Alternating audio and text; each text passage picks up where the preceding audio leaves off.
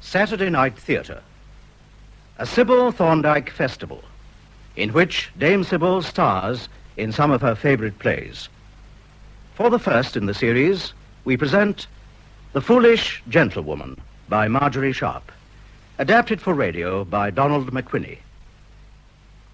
The Foolish Gentlewoman.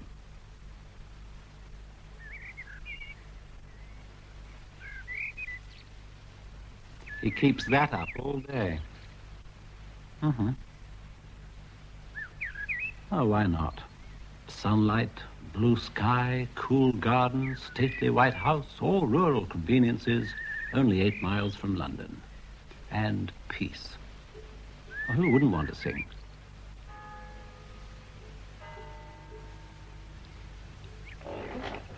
Oh. Apparently Simon Brocken. What on earth can Isabel be up to?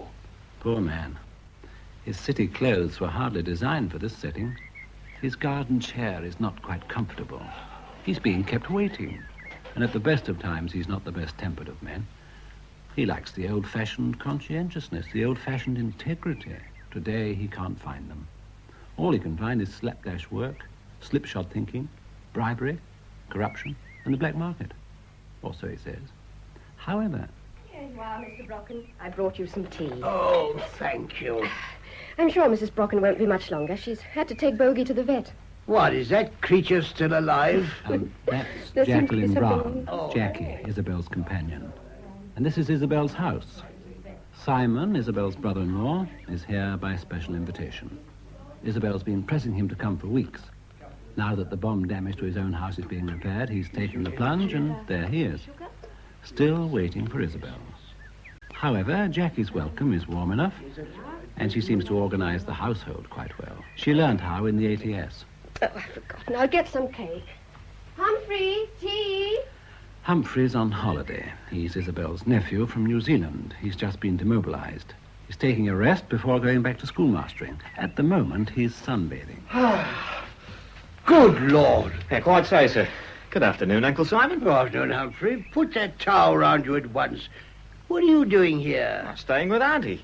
Are you expected, sir? Well, certainly I'm expected. The bomb damage to my house is being repaired, and in the meanwhile... Pernicious old boffin. I quote Humphrey. And I dare say Jackie would agree. Neither of them is particularly anxious to have the repose of the White Lodge disturbed, for various reasons. However, Uncle Simon will undoubtedly be spending most of his time in the city drawing up vindictive wills. Meanwhile, one must have tea.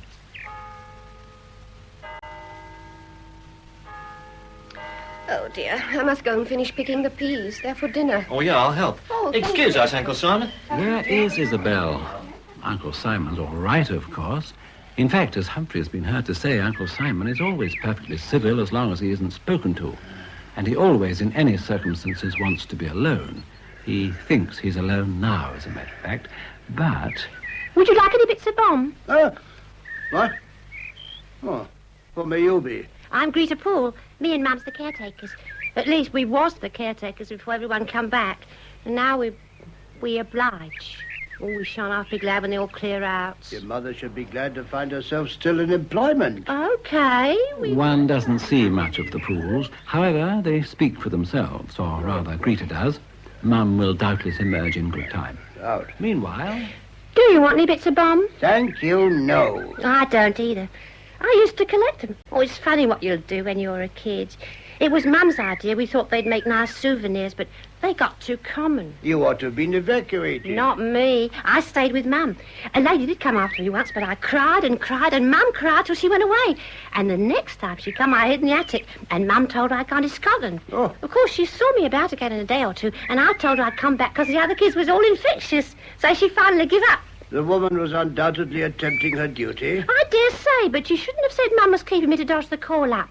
Mum wanted ever so to be around. She'd have looked smashing in them little caps. Yes. Well, she just couldn't bear to leave me. But she joined the ARP. She was outgoing messages. I trust she didn't leave the house empty at night. Oh, no. Mum told the chief warden she had a little girl, and he agreed straight away I oughtn't to be left. So I was a real advantage to her. Oh, really? And we made ever such a nice place in the cellar, like a nest it was, with mattresses all round. Eh? Well, We took mattresses off all the beds. We didn't think anyone would mind. No, no one would have minded. It was lovely. We used to creep in whenever the bombs got close, and Mum used to tell me the stories of all the movies she'd seen. She remembered the dialogue and everything. Really? And sometimes she went on at 6 in the morning, and then we'd make tea first. And sometimes the moon was still out when the sky was getting blue, and if there was snow, the air was cold and silvery, Yes, and much thinner than usual air, like, and the snow crunched under our feet. And surely your mother didn't take you with her? Didn't she? Oh, well, no, of course not, but she told me about it. She tells me everything Mum does. Jackie, I'm back. Ooh, well, sit down. It seems that Isabel is back. Good. Now we can get on with the play. Simon. My dear Simon, but how lovely to see you again. I do hope you haven't been waiting too long. I said I'd be here at 5, and I was. Yes, dear, but you might have missed your train. Dear Simon. You know, I simply had to take Bogey to the vet. This time it's not only his paws, it's his ears, too. And don't say he ought to be shot, dear. Bogey's only 9, which if 1 year of a dog's life equals 7 of ours, makes him exactly the same age as you are. Oh. Well, I took Bogey to the vet's, and then on the way home, which was really what made me late, I popped in to ask Dora Tremaine up. I knew you'd want to see her again. Why? Now, don't be silly, dear. You've known Dora Tremaine all your life. We were all young together. Of course you want to see her. Simon, I wanted to see you weeks ago, but you wouldn't come. Thank you. I prefer my own roof as long as I have one. What did you want to see me about? A sermon. A what? A sermon? Well, you know what a sermon is, dear.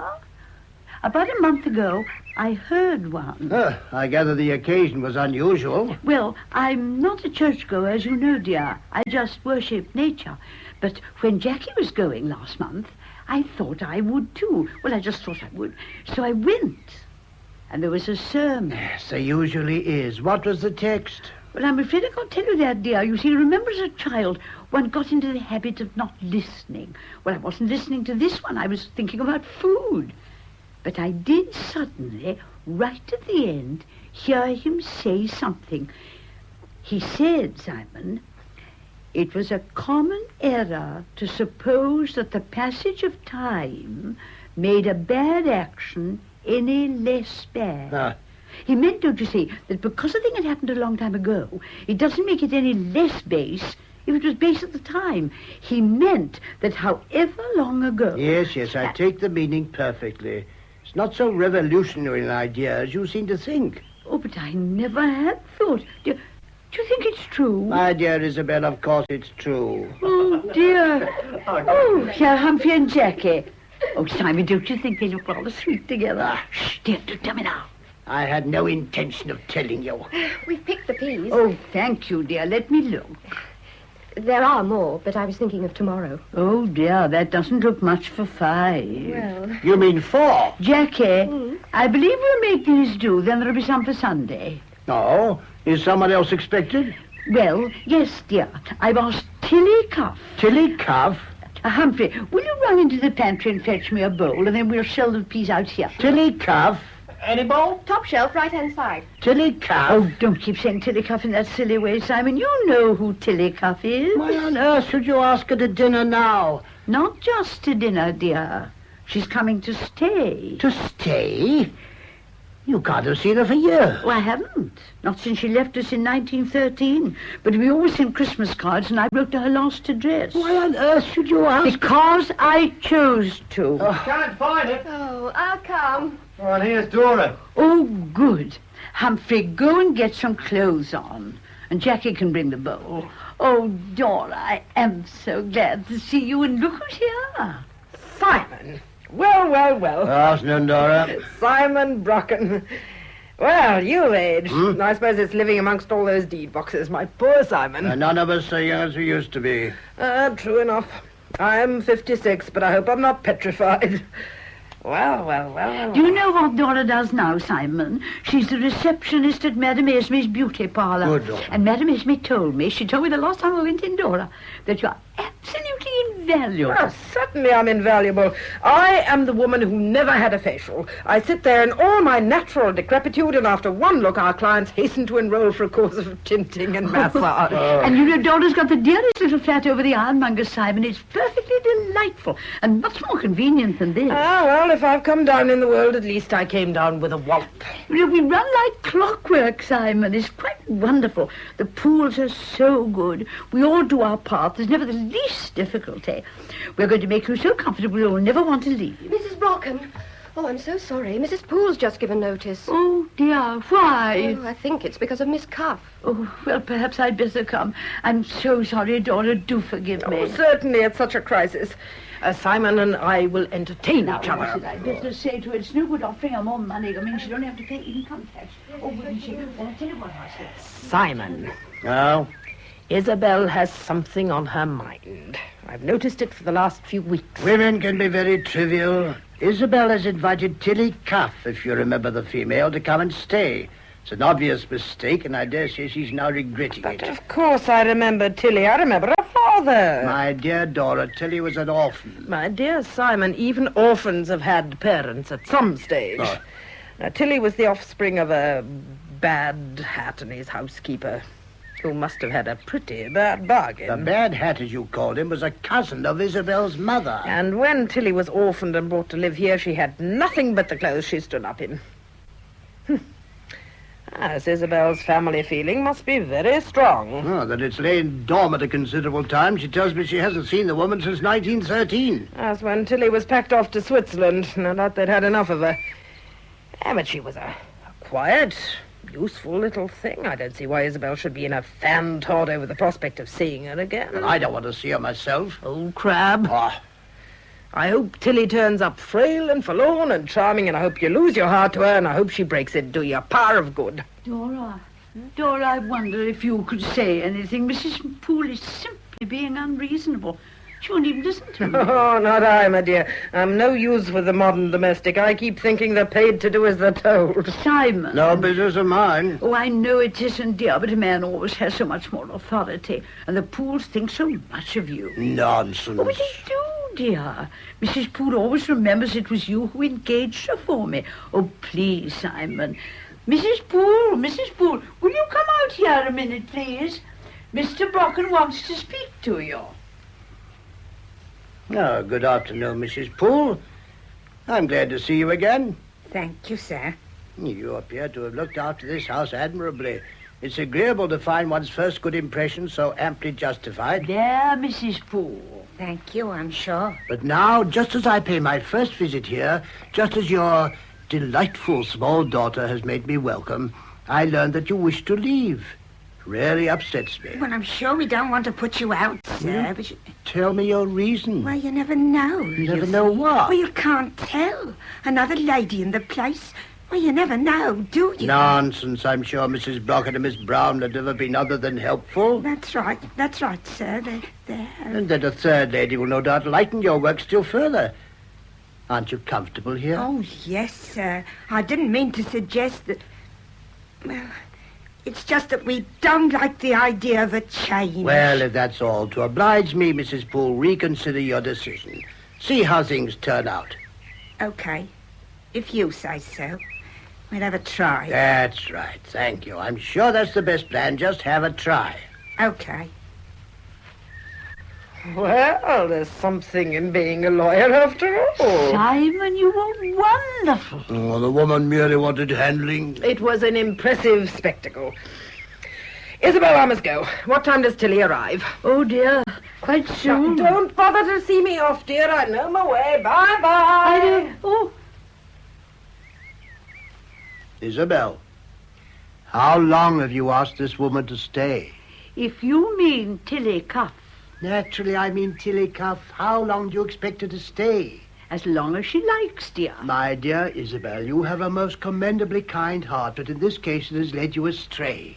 Now, I suggest that the moment she arrives, you should make it quite clear she isn't expected to stay longer than a week. Oh, I couldn't do that, dear. I couldn't really. What beats me is why you ever looked her up again at all. No one's particularly fond of her. No one wants her Oh, here. dear.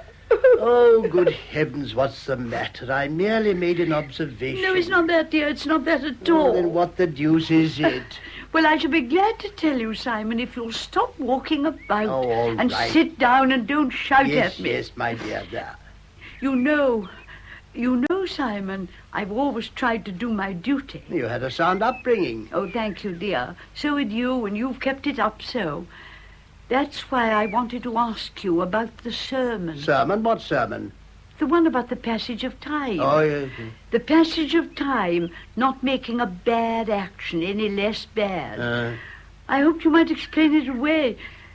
Because you see, Simon, I did once, a long time ago, do a base act. How long ago? More than 30 years. Oh.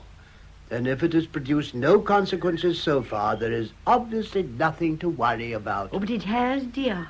It has produced consequences. You must let me tell you, Simon, you really must.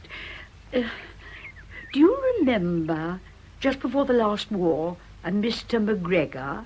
He was a subaltern in the gunners, a friend of Mark's, and he stayed with you on one of his leaves and came to one of our dances. Oh, I have a vague recollection of him. He was wonderfully good-looking. I don't remember that. No, perhaps not, dear, but he was. He was fascinating. He stayed with you a week. It was in the spring of 1913, and we saw him nearly every day. You sound as though you'd been in love with the fellow. Yes, I was. Huh? That's my only excuse. I was 19, and I fell in love with him, and I thought he was in love with me. I dare say I was very vain in those days, but I was pretty, wasn't I? Well, you weren't bad looking. And when he came to see us every day and really paid me a great deal of attention, I don't think I was so unreasonable. The only thing was, the time was so short, and he was so shy, I thought he might be afraid of Papa. I thought he couldn't screw himself up. Ah, probably it had the penny. Oh, yes, he had, dear. His father was McGregor's oatmeal biscuits, so I knew it wasn't that. But it might have been lack of opportunity, because, you see, I never could get rid of you and Mark. Well, the day before he left, one of the maids told me he'd been over before breakfast by himself and waited about half an hour in the stables looking at the horses and then went off again. Well? Well, of course, I remember telling him that I often went out early, though that day I hadn't, so you can imagine how furious I was. But the morning after, the last morning of all, I was down at 6:30. Oh, it was a beautiful morning. The maids were all in the kitchen, but they'd pulled the blinds up, and the hall was full of sunshine. It seemed to go to my head. I felt absolutely certain he was coming to propose to me. So I went to open the front door, and there in the box was a letter. Mr. McGregor had come even earlier than I'd expected. I knew the writing was his because he'd written in our albums. Only the letter wasn't for me. It was addressed to Tilly. I couldn't believe it. You remember your big grey envelope, Simon? You know the paper was so good and stiff the gum scarcely held. Well, without meaning to, the flap came away so easily. I found myself opening it. I opened it, and I read the letter. It was a proposal of marriage. He asked her to marry him. I couldn't believe it. I can't believe it either. He'd hardly seen the girl. Well, I suppose he saw her every time he saw us. But it's quite true, Simon. Here's the letter. What? You kept it? Well, it didn't really belong to me, did it, Simon? So I couldn't destroy it. It begins, "My dearest Miss Cuff, your modesty and shyness make it difficult to speak to you, especially among so many people. I do not even know whether you regard me with liking. Even as I write, I fear I may be frightening you. So timid and sweet and gentle, my gentle lass. Good heavens. Let me plainly ask whether you could ever consent to be my wife. We are all coming up after breakfast to say goodbye. If you can give me the least encouragement by word or look, I will at once speak to your guardian. If not, you need not fear I shall trouble you again. Believe me, dearest Miss Cuff, your devoted Ian McGregor." God bless my soul. Yes, that's just how I felt. But no one ever fell in love with Tilly, not even curates. I thought perhaps it was a joke. Well, what happened? I went upstairs again, and there was Tilly coming down. I thought, oh, how dreadful it would be if she made a fool of herself, accidentally, you know, by putting herself forward in any way, when you and Mr. McGregor came. I thought that you might make fun of her. Yes, I know, dear, but that's what I thought. Or rather, that's what I made myself think. So I said, oh, by the way, Tilly, Mr. McGregor's coming after breakfast to say goodbye, and you must give him a last chance to flirt with you, too. And then I went upstairs. And, of course, when you all came, Tilly simply wouldn't speak to him, and he just went away. You behaved very badly. Yes, dear, I know. What did you hope to gain by it? Well, I thought, after Tilly had gone, I thought perhaps Mr. McGregor would come back and stay with you again and really fall in love with me. Well, he didn't. So you'd probably made no impression on him at all. You merely deprived Tilly of a possible husband. However, you have now relieved your mind. You'd better forget the whole business. Oh, but I can't. Not since I heard that sermon. I mean, I must do something. That's why I've asked Tilly. So I now perceive. I still think it a mistake. The damage is done, my dear Isabel. It was done 35 years ago. But, dear, the passage of time... Yes, I know, and I've said I agree with you. The point is, there is now no action you can take. Good heavens, Humphrey, how long have you been there? About 5 minutes. Isabel, do you realize this nephew of yours has probably heard every word you've been saying? Well, I don't mind. It saves me telling it twice. Don't you think I'm right, Humphrey? There can be no argument. You see, Simon, young people are so much cleverer than we are. Oh, then you'd better consult Miss Brown as well. But as a matter of fact, dear, I told Jackie yesterday. Well, had I known, my dear Isabel, that you were merely seeking a wider audience, I should not have wasted my time listening to you. However, as I have done so, I will repeat what I said earlier. To offer Tilly Cuff a month's holiday as amends for a frustrated life is simply insulting to her and a nuisance to me. So, as you cannot now put her off, at least cut her visit short. But of course a month's holiday wouldn't be enough, Simon.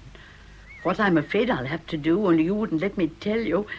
Oh, come along, Jackie. We'll shell the peas here.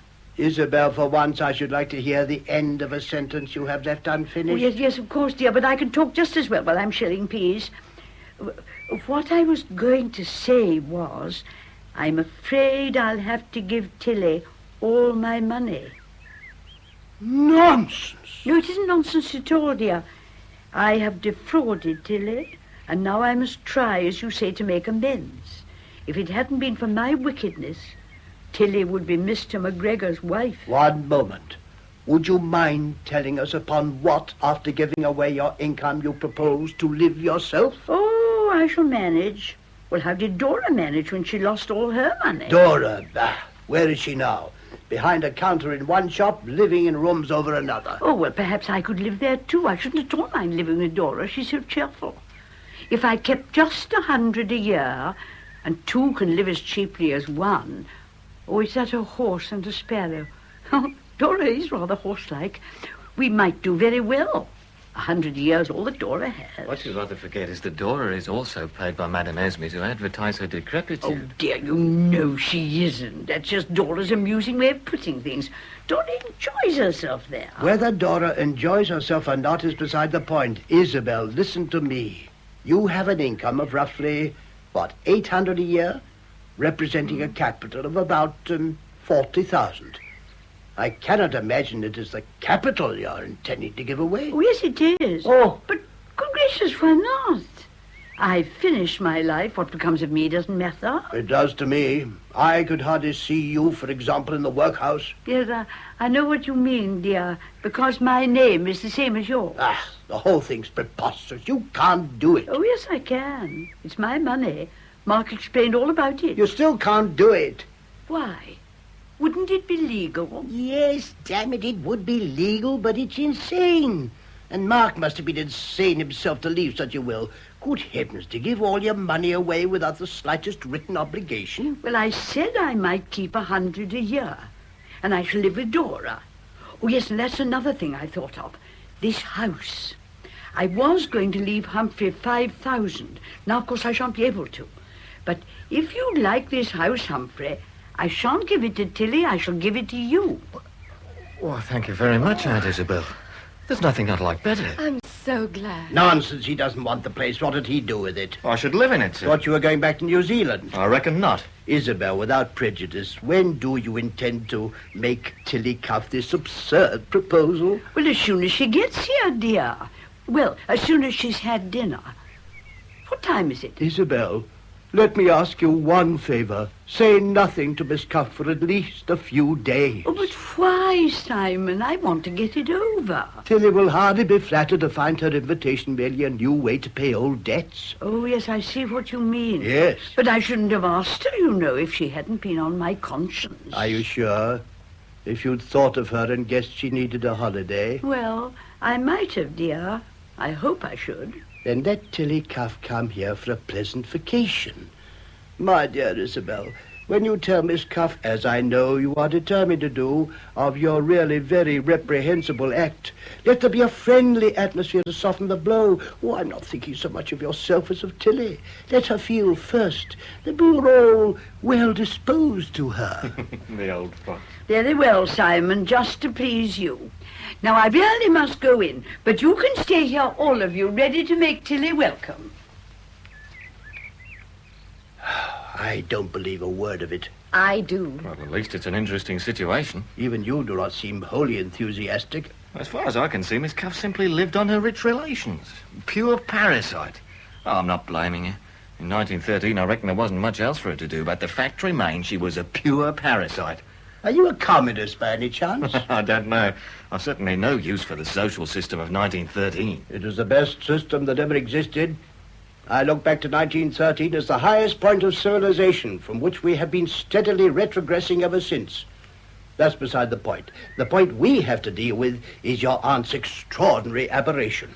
Well, why do you call it an aberration? Well, because the whole Because thing's it plainly is. No, it isn't.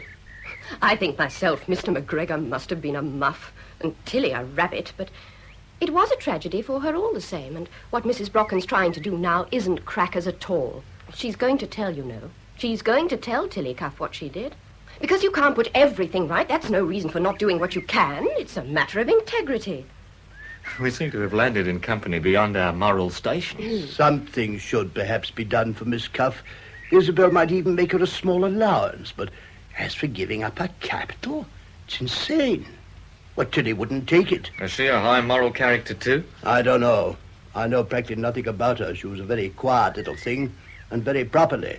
But if Isabel puts such an opportunity in her way, the temptation will naturally be great. I bet the padre would have been pleased. Padre? What padre? Well, the parson, sir, the bloke who preached. It can't be often that a sermon produces such a striking effect. Very fortunately. Oh, but they should, you know. Personally, I think that's the most remarkable feature of the whole show, that Aunt Isabel went to church, heard what the parson told her, and then went home and did it. What are you grinning at? Well, it just struck me. Well? If you're still looking for the old-fashioned conscientiousness and the old-fashioned integrity, I reckon you found it. I think I heard the taxi. Oh, 0 hour approaches. Tilly, dear, this is They're here. all these years. Isn't it a wonderful thing? Yes. Here's Tilly. Here's Miss Cuff. Holy cow. Tilly, this is my nephew Humphrey, Ruth's boy, and Miss Brown too, who helps us all, and Simon, who of course you know. Simon! Oh, after all these years! Oh, how perfectly ripping to see you. Yes, it's a great pleasure after, as you say, a long time. Oh, and Ruth's boy. Oh, it doesn't seem possible, and yet I believe I should have known you. Oh, what a topper she was. And still is. Oh, to think I wasn't at her wedding. But there, that's life. The best of friends must part. And is he sent me a piece of cake? It followed me half round Europe, and when it arrived, I thought it was insect powder. But still, I was so glad to know I'd been remembered. Well, you travelled about so much. I was never very sure of your address. Yes, indeed. I'm quite a walking Baedeker. That's one advantage of my checkered career. I suppose there isn't a good hotel in Switzerland where I haven't stayed at one time or another. If anyone here needs a first-rate courier, just apply to little Tilly. Cigarette, Miss Cuff, or don't you smoke? Oh, yes, indeed, dear boy. I'd be lost without my fags. Oh, thank you. Goody, goody. Oh, yes, I've travelled all over Europe, so lucky. Of course, some of my posts have been comparatively dull, or I dare say some people might find them so. Personally, I'm never dull. So long as there's the least human interest, just one human being who needs my little mite of friendship, I am perfectly content. I take such an interest in people. As Lady Plummer once said to me, it's the gloomy corners that need the ray of sunlight, dear Lady Plummer. I said, oh, this isn't a gloomy corner, and indeed it wasn't. 5 servants, and she bore her asthma most gallantly. Here, of course, I shall have no scope at all. Oh, it's such a cheerful house. Yes, wasn't it? Oh, what times we used to have, Issy dear, you and Mark and Simon and I. Oh, poor Mark. Oh, what a blow. Ah, there, perhaps I may bring a little comfort. We must have long talks. Your letter was a perfect godsend, dear. For settled as I was with the Fieldings, dear Lady Plummer had written once again, would I go to Jamaica with her? Poor little Tilly didn't know what to do. But Issy's letter cut the Gordian knot. My cousin needs me, I said. And after all, family ties come first. To Issy I must go.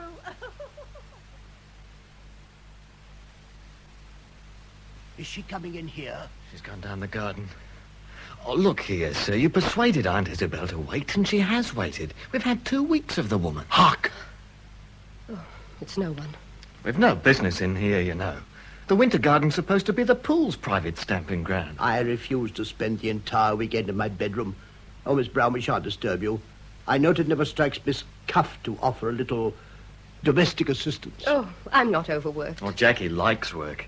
She won't come to the flicks in case her brain isn't clear enough next morning to cook the inevitable kippers. I didn't want to see the film. Well, it was jolly good. Well, if you like idiotic musicals. I have a passion for them. But then I'm just a rough, ignorant colonial. A point has just struck me.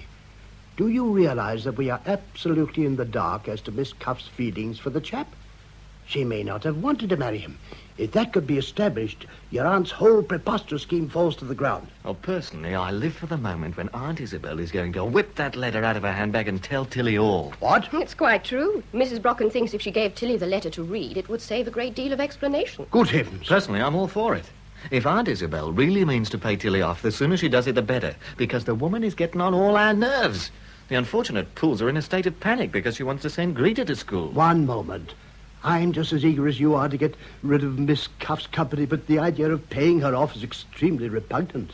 I'm trusting that a fuller knowledge of Miss Cuff's character will convince my sister-in-law that magnanimity is out of place. Do you mean you hope Mrs. Brocken will get to hate her? I mean Mrs. Brocken will see through her. There've been no signs of it so far. Naturally. Your aunt has just achieved a remarkable feat. She put together an ill-judged phrase in a sermon and her own shabby treatment of Tilly Cuff, and then took action. We cannot expect any further mental activity for some time. But what does it matter whether Mrs. Brocken sees through Miss Cuff or not? She's not going to give her money to Tilly because she likes her. I only hope no one is going to encourage Mrs. Brocken in her natural impulsiveness. If you mean me, I shan't mention the subject again. Oh, certainly not, sir. Jackie knows her place. Oh, for heaven's sake, stop behaving like a companion. Reverting to the Pools. There's at least no reason why they should take alarm. Miss Cuff can't send the child to school against her will. You underrate their simplicity, sir. The Pools don't reason, they just feel. Did you know Mrs. Poole had a husband? Oh, she told me she was a widow and I accepted the convention. I don't know now how Miss Cuff penetrated it. Rather cunningly, sir. She happened along when Jackie and I were washing up for the Pools. "Oh, Mrs. Poole," says Tilly, "I've just seen your husband." And the fool of a woman said, "Where?" It was a complete giveaway. Had Miss Cuff, in fact, seen him? No, she was being funny. At least that's what she said. Mrs. Poole just looks sick. And that's the woman you stick up for. I don't. It's the principle. Oh, you saw it yourself to begin with. Well, now I've seen Tilly Cuff, and in my opinion, you can... Take care. Oh. Cooey! Isn't that what they say in Wagga Wagga? I couldn't imagine where you'd all got to. No one in the drawing room, no one on the terrace. I cooeyed all down the garden. Oh, I hope you weren't hiding from me. I had, in fact, just inquired your whereabouts. This is where I always do odd jobs. Ah, busy hands, never idle. But doesn't someone want to help you? I'm sure he does. Oh, this won't take long. Nonsense, Humphrey. Come and do your good deed for the day. Simon, I'm sure you're not comfortable. Why don't we old folk go out on the terrace? Thank you. I prefer to remain where I am. Then I'll keep you company.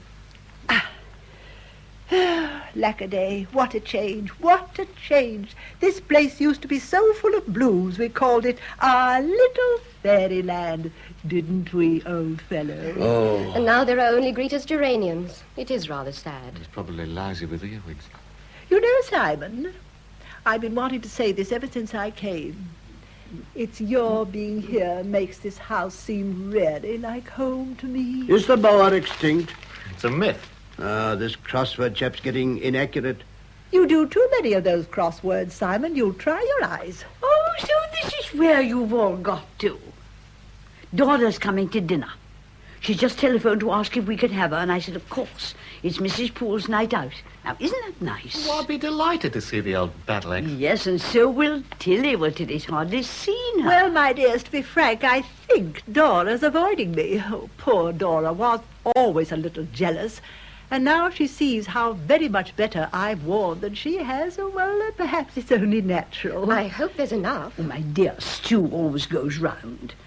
Now, whatever are you all in here? It's not a bit comfortable. Simon and I are reviving old memories, flowers and lights and music. Yes, didn't it look pretty when we gave a dance? And what ripping little hops they were. Do you remember sitting out on the stairs, Simon, eating ices? No. Oh, it was topping. And there were all sorts of rules. On the first flight, it was quite proper, and on the second, as far as the turn. But after the turn, where one couldn't be seen from below, it was rather fast. What dear little innocents we were. Where did you and Mamma sit, Aunt Isabel? Above or below? Oh, below, of course, dear. Well, we were hostesses. Of course, we three were always in full view, and very decorative, too. We were known as the Three Graces. Don't you remember, Isabel, at that last dance before I went to Switzerland? We were standing under the chandelier waiting for our guests when the band leader suddenly raised his glass to us. To the Three Graces. Yes, I dare say he did, dear. I know Papa always gave him a glass of wine before he started. I remember that dance very well. Mark and I brought a friend with us, a man called McGregor. McGregor? Oh, I don't remember him. Ah.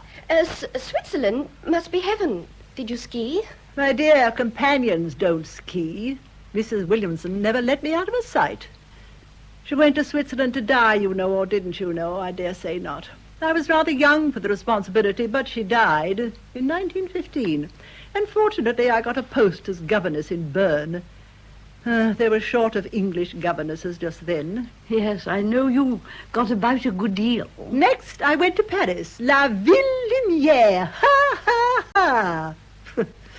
I taught English, music, and elocution to the three daughters of a professor of geology in the Rue Vaugirard. Your mother would have been quite pleased, Isabel. We were so respectable. When the last of them married, I came home. I should have thought that an English woman with your abilities would have found more scope abroad. Odd as it may seem, I wanted to come home. Even governesses share some of the normal emotions. I'd been away nearly 15 years, so I came home and found governesses were quite gone out. The families who could have afforded them sent their daughters to boarding school instead. Well, I suppose it made for quiet in the home. But there were always the sick and the elderly and the people their relatives didn't want. So I made a new niche for myself. Tilly. Isabel. Oh, Jackie looks quite upset. But I assure you, dear, a companion's life has many compensations. One always feels needed. What would Issy do without you? Oh, and I'm sure, Jackie, you're very lucky to have found such a good post. When I take wing again... Put it away. I only hope I may be as fortunate. She doesn't remember him. But of course she says she doesn't. But... What? Oh, of course, I'm not so young as I used to be, but so long as one doesn't look more than 30, people don't ask, so I mean to stay 30 for years. Tilly, this letter. Lord, I am to sorry. mean as expected. I'm sorry, Aunt Isabel. I am a clumsy clod. Really, what carelessness. Oh, what a mess. Oh, I'll sweep it up. Poor Greta, it's her geranium. I can't think why you allow the Pools to use this place at all. Surely the kitchen's enough for them. There, of course, they make one feel an absolute intruder. Whenever I go in, I notice it. Then please don't go in, Tilly. I never do myself, and I'm sure I asked you not to either, because the Pools like to be left alone. Well, I find it difficult to neglect an obvious duty. Oh. What's that? My dear Isabel, I know I'm no one here, but I can't see you neglecting an obvious duty without speaking of it. That child's being ruined. She's as ignorant as a little savage. Another year at school, preferably boarding school, might be the saving of her. It wouldn't cost so much. Well, I'm not thinking of the money. I'm thinking of Mrs. Poole, who wants Greta with her. Exactly. Mothers of that class always are possessive. I dare say Greta's father would take a longer view. Well, I don't want to discuss it now. Jackie, if there are any more beans, I think we'd better pick them. Dora, you know. There aren't, but there are lettuces. I could make a salad. Humphrey, dear, will you go down to the garden and cut any lettuces that are nice? The meat's going to be a little short. It always is. Well, I haven't noticed Well, it. you wouldn't, dear boy, for the simple reason that Isabel always gives you twice your share. Oh, and Tilly, I must don't- say, while we're on the subject, it's your own fault, you see. The butcher here has known you for years. Don't tell me he can't slip you an extra ration. Oh, but I've never asked him to. I don't ask him, Tilly. Well, everyone else does. We get enough to eat. Only just. And don't start talking to me about Germany, because what I say is, who won the war? We won it. Well, it doesn't seem like it. It certainly doesn't seem like it the way we live. If we hadn't won it, I reckon I shouldn't be here. I should be either dead or slave labour. So would Jackie. Aunt Isabel would die of starvation, and Uncle Simon would undoubtedly get himself shot.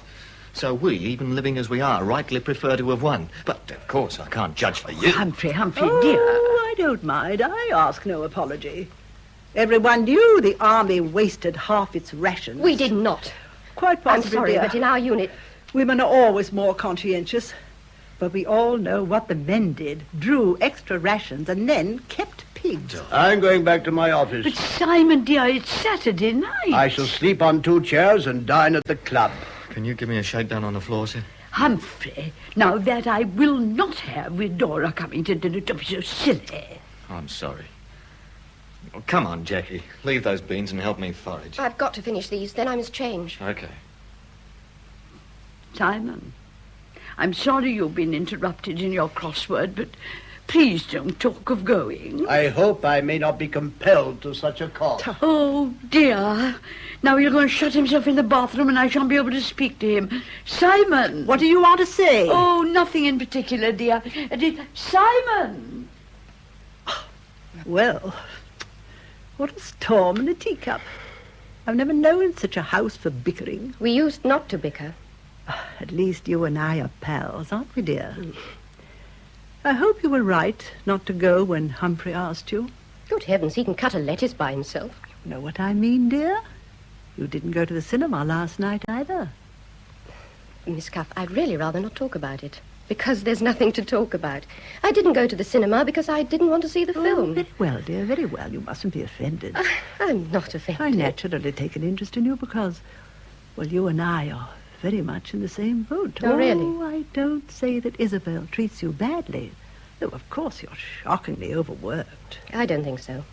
The 6 weeks I've been here were the happiest I've ever had. 6 weeks. 6 weeks. My dear, I liked this place, too, when I first came here. My word, I thought I'd fallen on my feet. But it's wonderful how people change once they've got used to you. I used to do that, too. I wasn't supposed to. I wasn't supposed to help in the kitchen, but it was wonderful what little duties came my way. Slice the beans, shell the peas. Shelling peas is rather a nice job. Yes, that's what they used to say. Such a nice little job. Let's all do it together. And then we'd just get started when someone would come for Miss Ruth, and Miss Isabel was wanted to go calling, and I'd be left to finish alone. Do you wash the dog, dear? I have done. So did I, and a messy business it was. But it isn't our dog. He's Isabel's.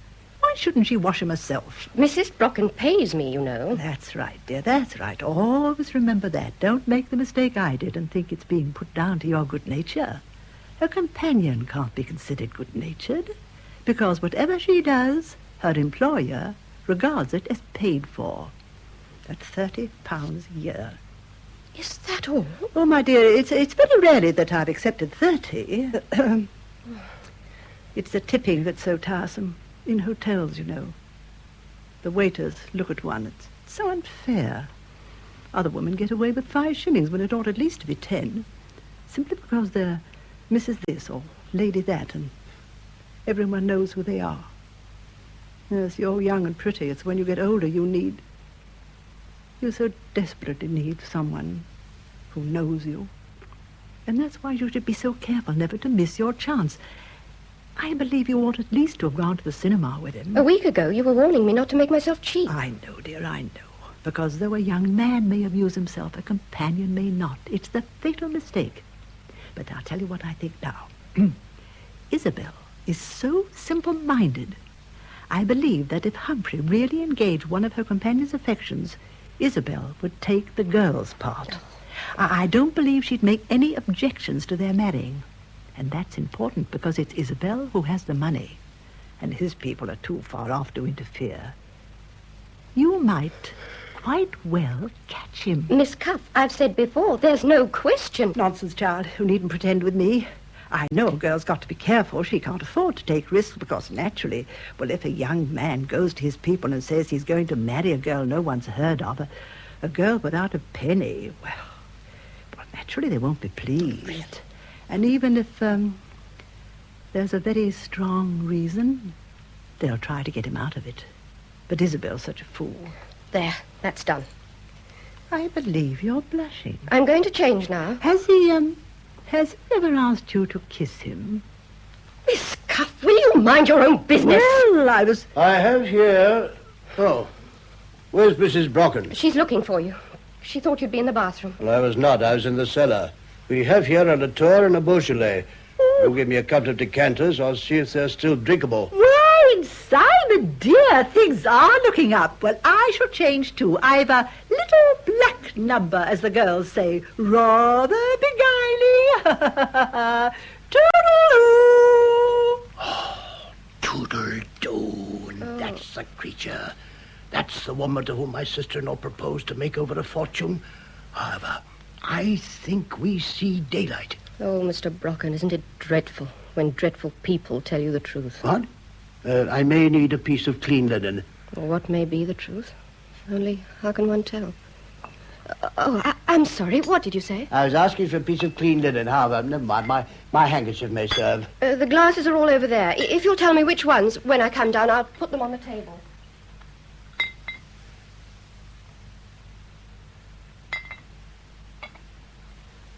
I say, Well, Greta, what do you want? would you like to see something? No. Oh, come on. I got a surprise for you. Miss Brown's seen it, but no one else has. Mum! Come in here, Mum! Where are you, love? In here! It's all right, it's only him. There. Oh. Doesn't she look smashing?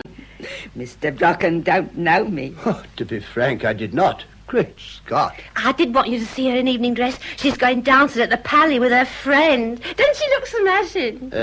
Smashing indeed. It was Greta made it for me. She's ever so handy with her needle. Here, you know what I think? I think Mum ought to be on the movies. I've no doubt she would have been a great success. However, her present occupation is perhaps less hazardous. Your mother's quite happy where she is. Eh, Mrs. Poole? I don't know. We was happy. We've liked it here ever so, haven't we, love?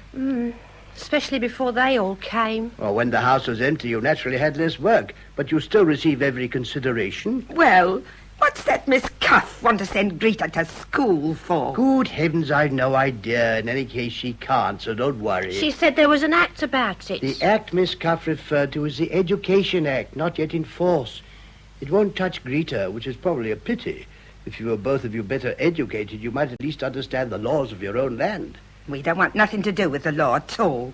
It's better to keep clear of it. My good woman, the law is to protect you and guide you. It's nothing to be afraid of. Well, Greta isn't afraid of policemen. No. I was when I was a kiddie, but Greta's not. She asks them the way and everything. Yeah, I ask him the time. If you want to know the time, ask a policeman. If you want to know the time, ask a policeman. Doesn't Mum sing nice, Get along with you. You see, Greta and me, well, you might say we're all in all to each other. It's right. All we want is to be left in peace. The universal human desire, the pathetic human hope. Don't worry, Mrs. Poole. Greta's in no danger. Just put the whole thing out of your mind. Thank you, sir. There, Mum. Here, if you want to see a smashing car, just nip out before your dinner and look by the back gates. My friend's in the business. I'll be back before 12 and Greta's got her books. I got film frolic and film fancies and film photo and a bag of all sorts. Oh, boy! Good night, sir. Good night. Good night, sleep tight, don't let... Greta, Oh. carry those beans in for Miss Brown. Righto. And you might put them on while you're about it. Really? Simon, are you playing hide and seek with me? I thought you were upstairs. I've been in the cellar. Simon, I must talk to you. You asked me to wait, and I've waited. But I think it's been long enough. Well? You know, I thought and thought. I can't help everything being so mixed up. If only I could get to know Tilly again. I mean, if only we understood her better. I can't believe she's as bad as you make out. She's already destroyed the comfort of this household. Why are we assembled now in this dilapidated tool shed? Well, if Tilly thought you all extremely rude dodging her so, I really couldn't blame her. Not a question of manners, it's a question of self-preservation. Oh, well, I don't understand you. I really don't. I think we'd better not talk about it anymore. All right, I'll deal with the wine tomorrow. Oh, dear. Oh, my dearest Miss Cuff, your modesty and shyness make it difficult to speak to you, especially among so many people. I will at once speak to Mr. Massey. If not, you need not fear I shall trouble you again. Believe me, dearest Miss Cuff, your devoted Ian McGregor. Oh, dear. Voila! Tilly, that dress. French, of course. Lady Plummer. Much too young for her, but I think it suits me. Oh, you look beautiful. Oh, Tilly, dear, what a long time it is since we were young. Well, there is a difference in our ages, you know. And I didn't often outshine you, did I, Isabel? Dora won't be here just yet, so let's sit for a few minutes and be comfortable together. Certainly. Tilly, I've been very selfish. Was that why you asked me to stay here, because I was on your conscience? Oh, no, of course not. I just thought it'd be nice to see you again. At least... I wondered when I got your letter. First, I thought you couldn't get any help. Then when I came here and found Jackie in the pools, I wondered again. However, I'm glad you just thought it would be nice to see me. Is it? Well, I'm sure it would be if we could find each other again. You see, you've changed so, Tilly. I suppose I have too, but we seem almost like strangers. I feel we've got to know each other all over again. Oh, you've had an easy life and I've had a hard one. Yes, dear, I know that, but I don't think it ought to make you hate me. My dear Issy, of course I don't hate you. I don't hate anyone. You mean companions can't afford to? Oh, dear. I owe your family a deep debt of gratitude, and I never forget favors. Has anyone been saying things behind my back? Oh, no, of course not. Why, who would? Well, I thought Jackie might have said something, or Simon. You don't know the slyness and jealousy one has to guard against. If anyone here says they've heard me utter a word against you, they're not speaking the truth. But Tilly, no one has. Well, I'm your friend. Well, we used to get on so well together. We used to have such a good time, didn't we? Surely you haven't forgotten everything. Your mother was good to me. Yes, I wondered how much you remembered her. I remember when she came to fetch me from Bournemouth. She was wearing a sealskin jacket. I'd never seen one before. Not to touch. I've still got it. No. She gave it to me when it got the moth. Of course, it isn't worth anything. Do you know, there are still some things of hers in a box upstairs. We could go through them together. I hadn't realized that you were so fond of her, Tilly. She came the day after the funeral. I was sitting in the basement. All the other rooms were let, and I hadn't a right to be there even because we owed the landlord rent. Oh.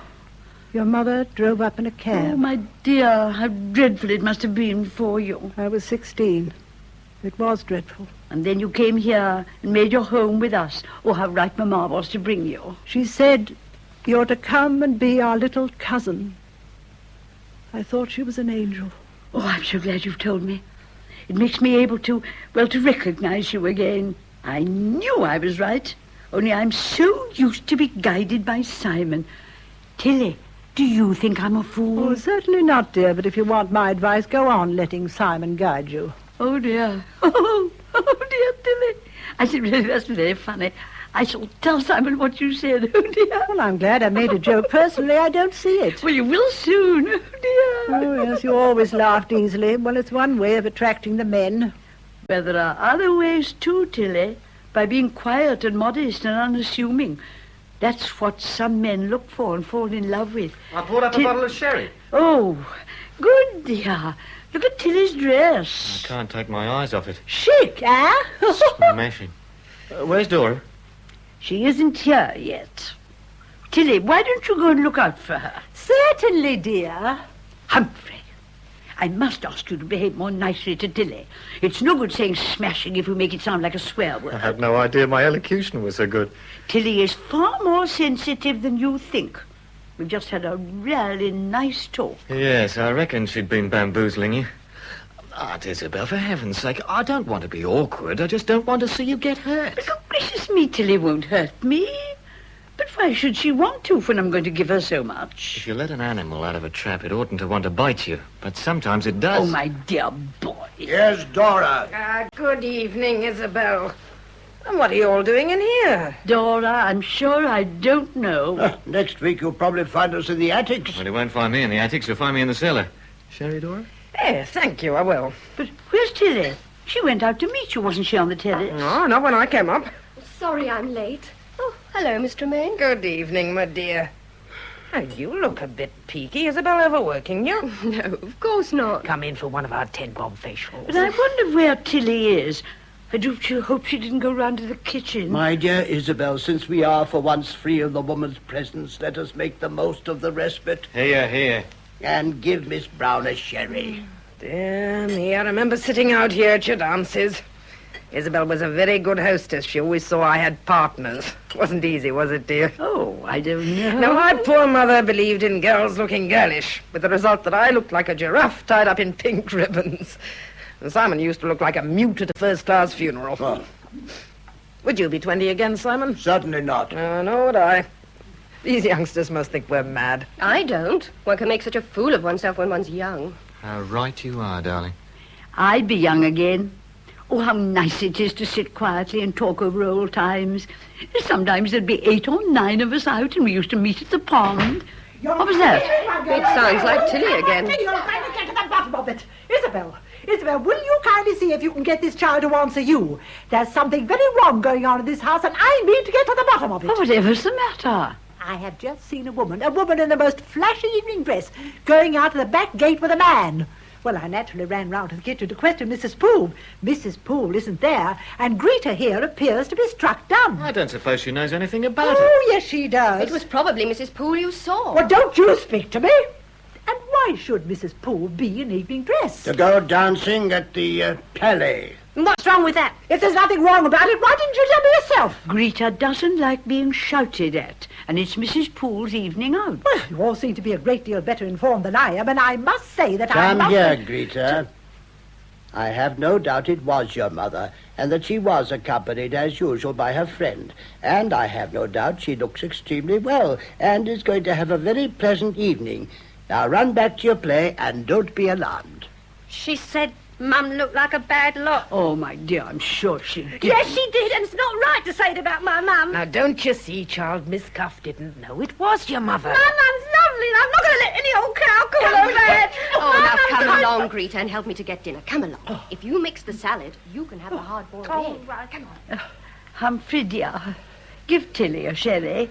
Tilly. Well, I must say you all take it very calmly. How long has this sort of thing been going on? Oh, don't you know? Dressing up and going dancing, bringing strange men into the house. Mrs. Poole brings no strange men into the house. How do you know? From my reading of the woman's character. Do you imagine I should allow my sister-in-law to employ in a position of trust a woman in whom I had not confidence? Are you implying that I abuse her reliance on my judgment? You had better control your tongue. Oh, of course, Simon. You know best. Yes. Sherry? Oh, thank you, Humphrey. Tilly, here's Dora. Good evening, Dora. It was such a shock and a surprise seeing that flashy dress. I'm afraid I made a naughty mistake. I did put my foot in it, didn't I? Yes. Well, Tilly, how do the haunts of your youth look to you now? Everything's much the same. Oh, surely, Isabel, surely you must realize now that something should be done about Greta. What ideas can she be getting? What example At least has it'll be she? no good to bully her. I bully? The kid was scared out of a year's growth. That's right. Take her part against me. You all do. Why, even Jackie, Miss Brown, Isabel's companion, thinks she can speak to me just as she pleases. Well, why can't you mind your own business? There you are. Mind your own business again from a mere boy. Oh, I'm no one here. Speak to me as you like. For heaven's sake, control That's yourself. right. Everyone against me. Dora here talks about the haunts of my youth. Well, I begin to wish I'd never come back to them. No one wants me here. Now, Tilly, you know that's not true. And it's not very nice when Dora's been invited to dinner. Dora must think she's been invited to a free-for-all. I'll join you for grub. Oh, don't mind me. I can stand a great deal of excitement.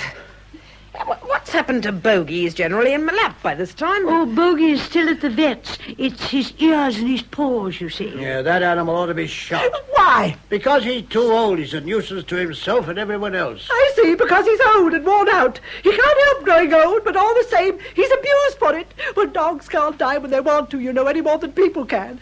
I dare say you think old people ought to be shot, too. Tilly, please. I dare say you think I'd better be out of the way. That's it, isn't it? I'm old and wearing out, and no one in the world wants me or cares for me or cares what's to become of me.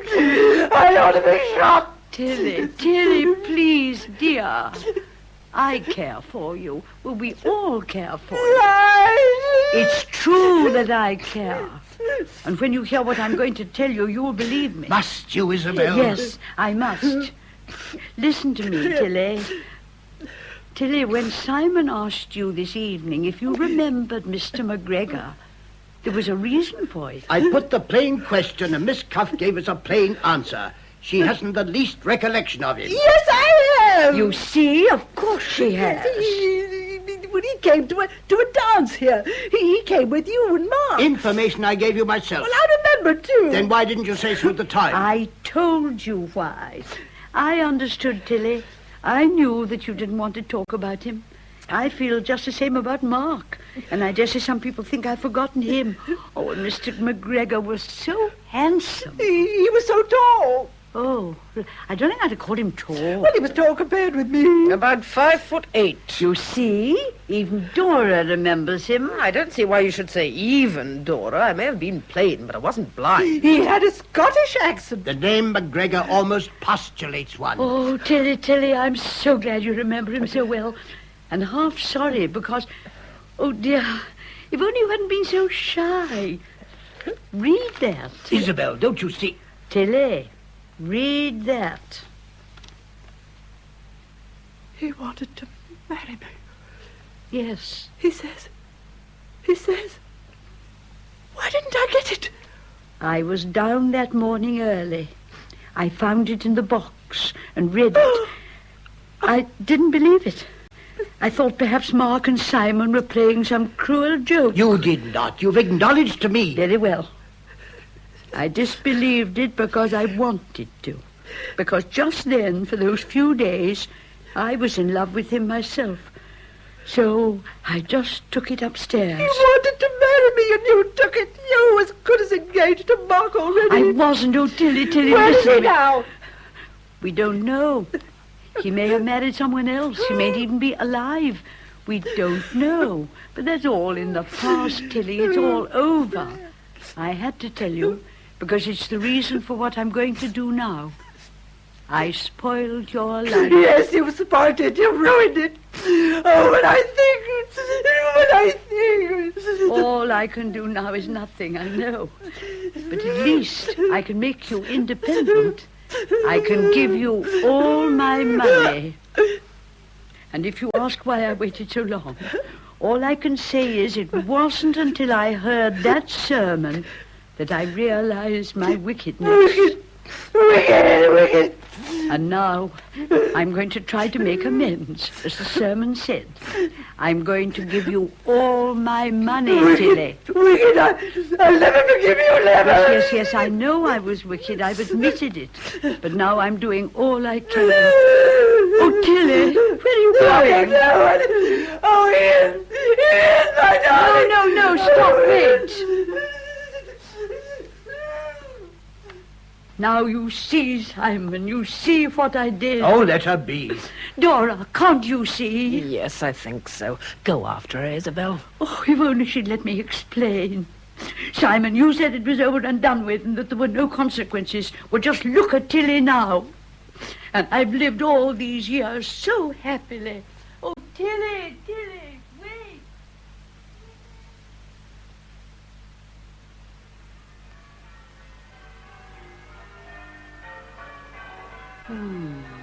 Humphrey, it is now 10:15. Oh, that's not bad for a Sunday morning, sir. I was up at 7. Why can't you eat your breakfast indoors like a Christian? Perhaps I'm not a Christian. Rubbish. I distinctly remember your aunt sending you a christening mug. Oh, good morning. Ah, Miss Brown, have you seen my sister-in-law this morning? Yes, I took her tray up. Miss Cuff was asleep, so I brought hers down again. I heard them talking in the night. Well, I went along the corridor. It must have been nearly 3. I thought Mrs. Brocken might like some tea, but she was in there with Miss Cuff, talking, and sobbing, for ages. Oh, Lord. So I just went back to bed. Well, let us hang our heads, sir. While you and I slept the sleep of the just, or at any rate of the hardened, poor Jackie was standing with her feet cold, ready to do the ministering angel. Personally, I slept little. Where are the newspapers? They're late on Sundays. Usually we go for them. It's only at the corner. Oh, then I'll go for them myself. Oh, we're in for a gay Sunday. I think it will be gay, if Tilly takes the money. What? Well, don't you see? It releases us. Why have we all stayed here these last miserable days? Because we've been obliged to stay by Mrs. Brocken's obligation to Miss Cuff. Well, we could hardly have whistled off and left her. No. But if Tilly takes the money, the obligation's broken. Mrs. Brocken goes to live with Dora, and we're free to go where we please. Jackie, Well, wasn't Tilly rather snappish with you last night? In the row over Greta. Don't you speak to me, something like that. did you notice? I always notice what anyone says to you. I'd been rude to her. Oh, good. Why? She'd been giving me advice. No, it doesn't matter. Sometimes people do mean to be kind. As soon as I see her, I'll apologize. Oh, come off it, darling. Oh, don't call me darling in that silly way. It's humiliating. I didn't mean to humiliate you. No, of course not. You don't mean anything. Oh, I'm sorry. I'm behaving like an idiot. Yes, I reckon you are. You've let that woman get under your skin, and I'm surprised you haven't more sense. The sooner we both get away from here, the better. I don't know where to go. Well, maybe your people will want you at home a bit first. Jackie, Yes? look, perhaps I've been a bit of an idiot too, but at first I didn't want to rush things, and then you riled me, and... Well, it was nice falling in love sedately, wasn't it? It was sweet. The first week or two here, when you were still shy and good as gold, and so was I... Oh, heck, it didn't seem possible after all the tough times we'd been through. I just wanted it to last. So did I. It was like the Garden of Eden. I was afraid, even when I heard Mr. Brocken was coming. Simple, weren't we? He wouldn't have hurt us. No. I didn't at first think that Tilly would, and then to see her actually getting hold of you and trying to worm her own twisted little thoughts into your mind and making a jolly good start at it. I think she must be the original serpent. I ought to have my ears boxed for listening to her. Good. If necessary, I'll box them. Is that clear? Yes, Humphrey. I shall also make all future arrangements for your welfare. Ooh. You're not to do anything without telling me. In fact, from now on, regard yourself as my responsibility. Yes, Humphrey. Now may I call you darling? Oh, yes, Humphrey. I met the paper boy on his round. You certainly lightened his load, sir. I fear of a purely material burden. Well, Jackie and I have been discussing things, and we're both agreed that when Tilly takes the money, it's the best all round. Oh, have you? Well, I don't agree with you. Has your aunt made her appearance? Oh, no. And the whole situation may yet be saved. Please, could I have a word with you? Certainly, Greta. In private. Humphrey, help me get lunch. Oh, right. Now, child, if you're worrying about Miss Cuff's interference in your affairs, remember that it is quite unjustified. You're not forced to take her advice, and no one can make you. It's not about school. That they could send me, but I'd run away. No, it's about the other thing. She's going to find me dad. Nonsense. It isn't nonsense to Mum and me. It's awful. I beg your pardon. When I say nonsense, I mean it is nonsensical of Miss Cuff to take up such a position. How can she find your father? Well, she said if a man's been in the forces, you can just track him down. My child, is it after all such a trouble to you to think of finding your father? Yes. Oh, I can hardly believe that. Well, you didn't know him. He used to shout at us. He used to come in at night and throw things about and shout at us for hours and hours. And sometimes he socked my mum. Well, she never let him lay a finger on me. She used to put me in the cupboard, but I heard. Good heavens. So he ran away. One morning, while he was still sleeping it off, Mum packed all our things. She got a job in a cafe, and we had a room over the newspaper shop, but Mum was on her feet all day, and, well, of course, she didn't see much of me. And then you come looking for a caretaker, and the newspaper man told us, and when Mum come back from seeing you, she said, "Peter, I believe our trouble's over." Oh, my dear child. We had the house and the garden, and no one to shout at us. It was like being in heaven. Oh, well, this is lousy for you, isn't it? It's not your funeral, but I've got to talk to someone. What I want to know is why can't she leave us alone? What have we done to her? Miss Cuff believes school would be a good thing for you. And as your mother doesn't agree, she feels your father should be consulted. But Mum's done everything for me. She got me orange juice and cod liver oil and everything. Why should my dad have a say-so? Well, because in the eyes of the law, his is the legal right. Does that mean because Mum married him? Exactly. That makes him your legal guardian. So that if Mum hadn't married him, we'd be okay? Oh, my dear child, if your mother hadn't married your father, you wouldn't be here. It's because I was on the way she did it, so I wouldn't be a little basket. Or she'd do anything for me, Mum would. Oh, if we'd only known. Rita, there you are. I told her not to come bothering you, sir. Oh, it's all right. He doesn't mind. He's not angry with us. Sit down, Mrs. Poole. Now, I've been trying to relieve Greta's anxieties. Oh, I know you're kind. But what can you do? Well, I suppose this is it. I might have known it was too good to last. We dodged the bombs all right, but this is it. Oh, cheer up, Mum. Oh, how can I cheer up when it's all going to begin again? She won't let it rest. I can see that. She'll write letters to the high-ups. Mrs. Poole, has it struck you that your husband may be dead? If he were in the forces, as is extremely probable, you may be entitled to a pension. We don't want his pension.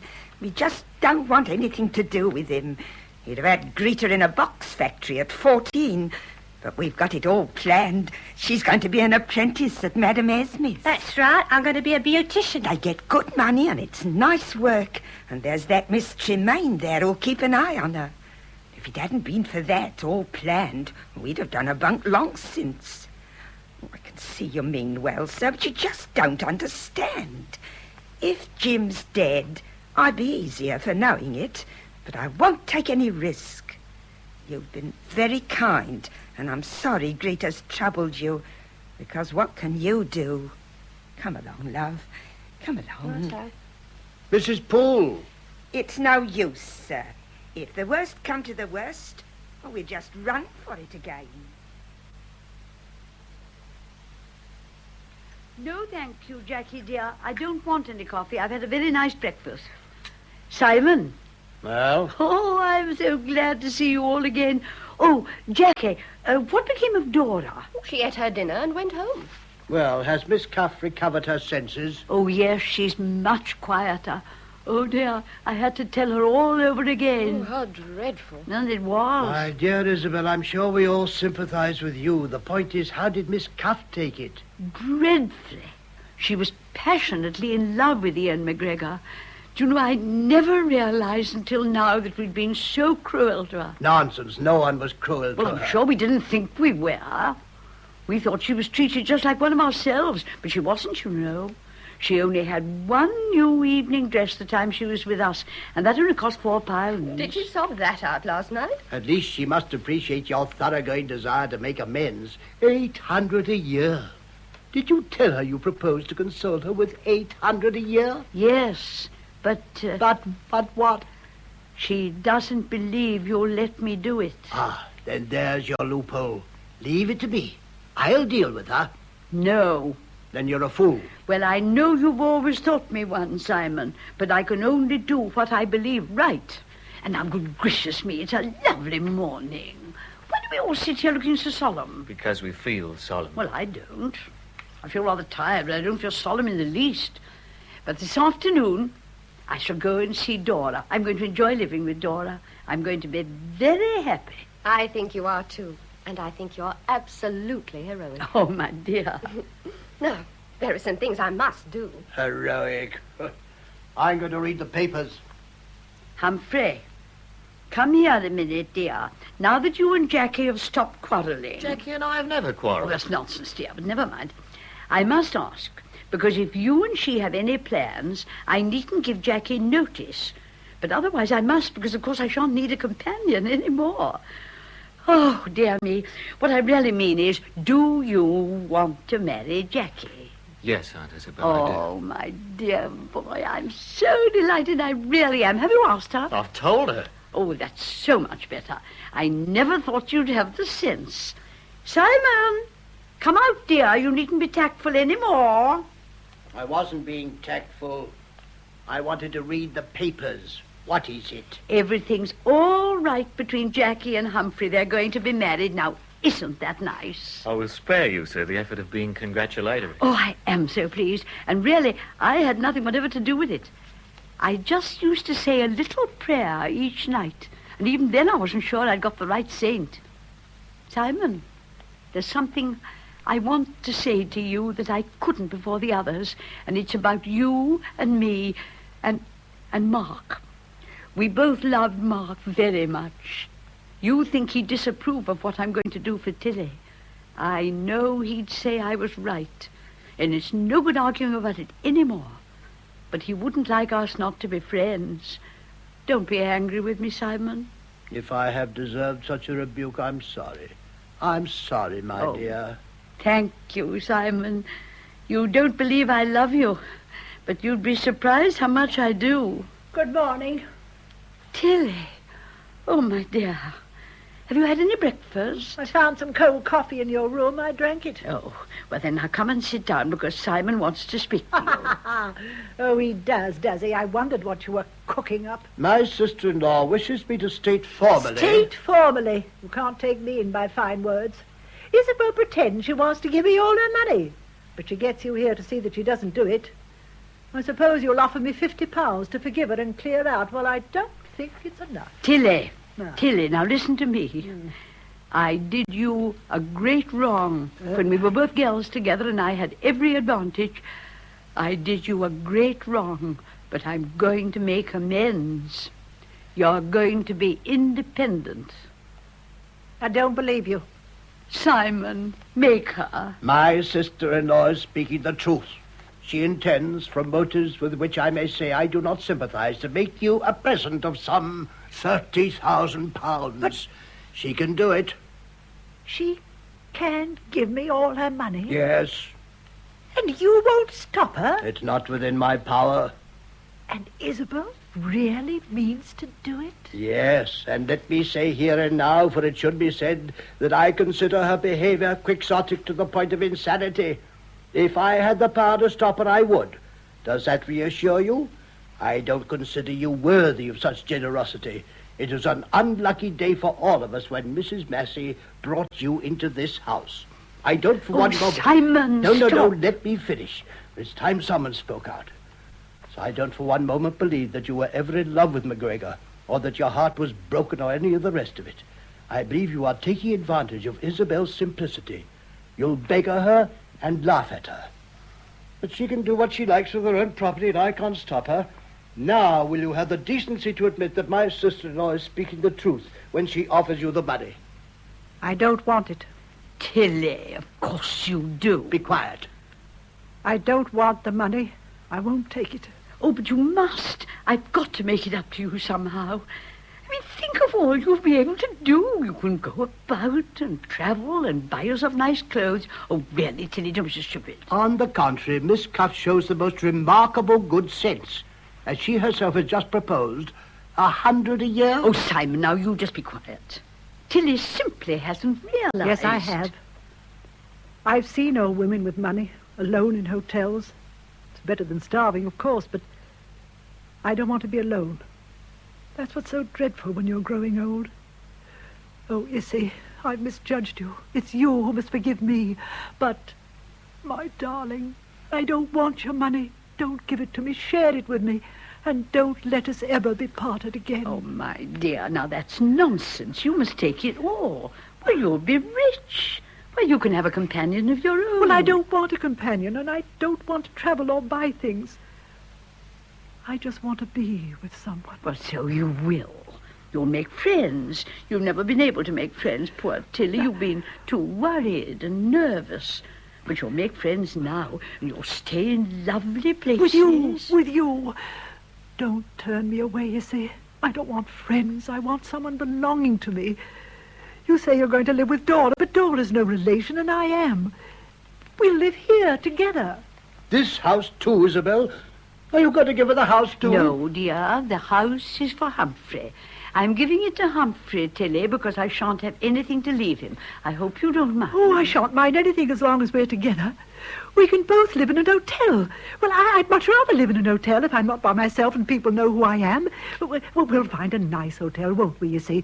Or if you'd rather travel, we'll travel, but we'll stay together all our lives and never be lonely any more. Mrs. Brocken, you mustn't. That's what I want. That's what I've always wanted. Someone who belongs to me.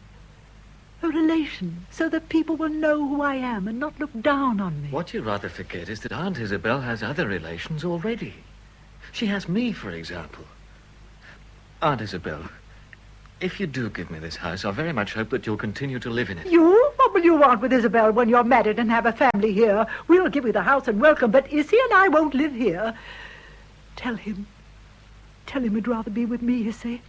I'm owed it, aren't I, after all I've suffered? Tell them you'd rather live with your cousin. Oh, hold your tongue. Aunt Isabel. Issy, please, tell them. Yes, dear, I quite understand. I understand everything. Now go in and wash your eyes, and I'll come in a moment. Promise me. Yes, dear, I promise. I just want a word with Simon first to clear everything up. Look, will someone tell me what the deuce has been happening?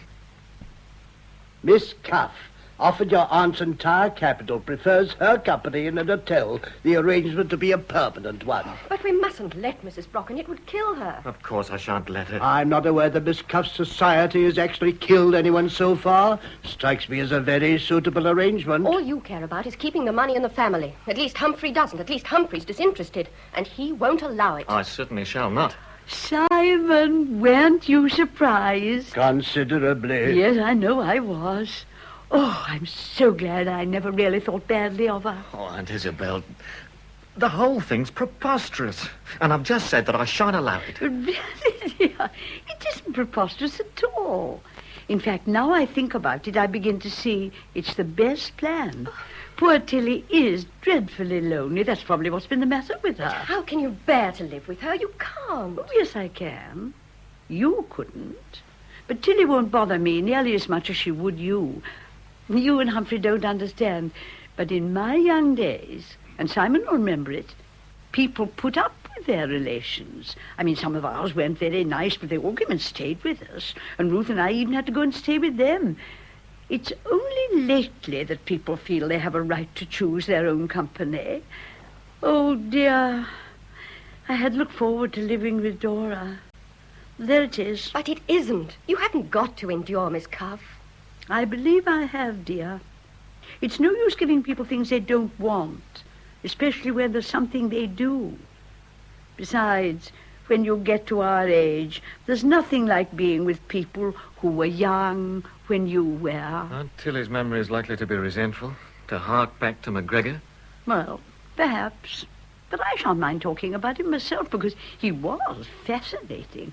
And, of course, I shall talk to Tilly about Mark, and there'll be other people in the hotel. You don't want to live in a hotel. Oh, but, dear, my hotel at Bath was very nice. There was a waiter. She'll be rude to waiters. Well, I can always smooth them down afterwards. I get on with waiters. They tell me about their families. The one at Bath... I expect she cheats at bridge. Well, I shan't let her. If she cheats, I won't play with her. And if I don't play with her, Tilly might find it quite difficult to make up a 4.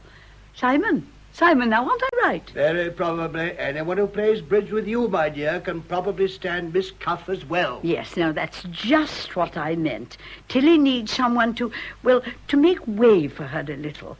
You'll find we shan't do so badly. I can think of no worse punishment for the worst crime than to live all my life with Tilly Cuff. Yes, but it won't be all my life, dear. I've had my life, all the best of it. I'm just on the last lap. And now I must go to Tilly. Please, can I have a word with you, Mum? Yes, Mrs. Poole? Well, I'm afraid I will have to go. That Miss Cuff. Issy! Oh, blimey, here she comes, Mum. I'll come back later. Issy! Issy, you said you were coming straight in. Yes, so I am, dear, but there's just one thing I must settle first, because Mrs. Poole is going to give notice again. Well, that didn't worry you now. Yes, it does, dear, because of Simon. And, of course, someone must look after him. Now, Tilly, I know you want me to send Greta to boarding school, but I'm not going But to. my dear, it's not I don't... the expense. I just don't believe the child would benefit. Yes, by but it. Yes, and you must drop the idea of looking for Greta's father, because that's why the Pooles are so upset. And if it weren't for that, they'd stay. My dear, if they don't want to be helped, I'm sure I don't want to help them. Why should I? It's their own business. Thank you, Tilly. I'll tell Mrs. Poole at once. Now, come along in and finish dressing. My dear Isabel, I am dressed. This is a tea gown. Well, it looks very untidy for Sunday morning. Come along. It came from Pucker. Did it, dear? Well, tomorrow we'll send it to the cleaners. Well, I'll be blowed. Good heavens. Uncle Simon, do you know what we've just seen? Well, what have you just seen? We've seen my Aunt Isabel dealing with Tilly Cuff unhampered by conscience. It was a highly impressive sight. Mrs. Brocken said they'd get on well together. So they will, and there's an end of all our trouble over Tilly Cuff. The end for us because Mrs. Brocken's taken Tilly on for life. I still think it's heroic. So do I. Come on, Jackie. Let's give Uncle Simon a taste of the perfect peace after we're all gone. Goodbye.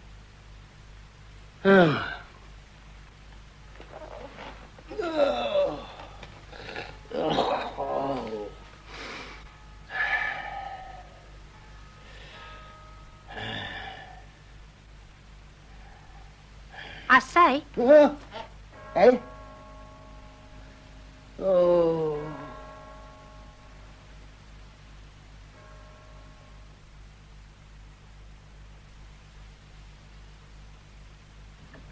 The Foolish Gentlewoman by Margery Sharp was adapted by Donald McWhinney. It was the first of a series of some of Dame Sybil Thorndyke's favourite plays, which will be broadcast from time to time in Saturday night theatre. Isabel Brocken was played by Sybil Thorndyke, Simon Brocken, Walter Fitzgerald, Tilly Cuff, Gladys Spencer, Dora Tremaine, Mary Wimbush, Jacqueline Brown, Eva Haddon, Humphrey Garrett, Anthony Jackson, Mrs. Poole, Margery Forsyth, and Greta Cecile Chevreau. The narrator was Preston Lockwood. The play was produced by Ronald Mason, and not by Graham Gould as advertised. Sybil Thorndyke is appearing in Arsenic and Old Lace at the Vaudeville Theatre, London.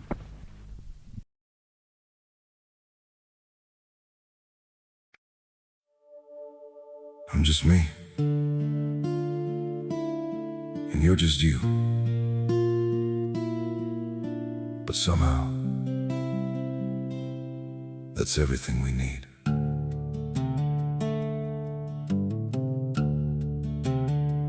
I don't have a perfect story, no shining crown to wear, just a heart that keeps on choosing you in every prayer. You're not made of fairy tales, you're not some distant dream, just the one who feels like home in ways I can't explain. I'm just me and you're just you, nothing more, but it feels true. No disguise, no in-between, just the way it's meant to be. We don't need to be someone, we don't have to chase the sun. In this world so wild and free, you belong with me.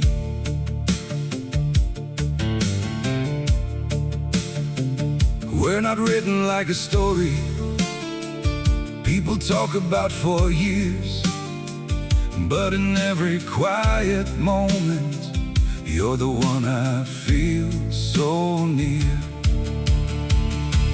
I'm just me and you're just you, nothing more, but it feels true. No disguise, no in between, just the way it's meant to be. We don't need to be someone, we don't have to chase the sun. In this world so wild and free, you belong with me. Maybe we're not perfect, maybe we don't shine, but if you stay beside me, then everything is right. I'm just me and you're just you, still somehow we make it through every road and every sea. Lead you back to me. We don't need the stars above, we already have enough. Simple hearts, one destiny. You're the one for me.